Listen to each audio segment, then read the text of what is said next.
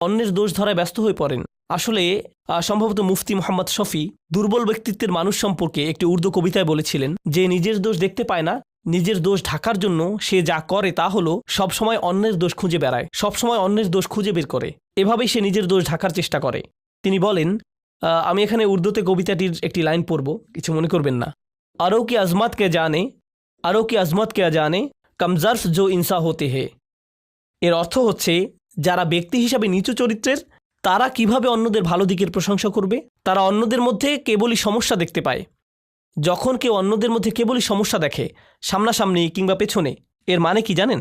তারা নিজেরাই নিচু মানসিকতার, তারা মানুষের ভালো কিছু দেখতে পারে না, তারা শুধুই সমস্যা খুঁজে পায়, আর এতে তারা নিজেদের ছাড়া অন্য কারো ক্ষতি করে না। আল্লাহ আমাদের এই ধরনের আচরণ থেকে দূরে থাকার তৌফিক দিন। তো আমি আপনাদের সূরা তাকাসুর, সূরা আসর ও সূরা হুমাজার মিলের ব্যাপারে বলেছি, তাই আমি নোটের এই অংশটি বাদ দিচ্ছি। আমরা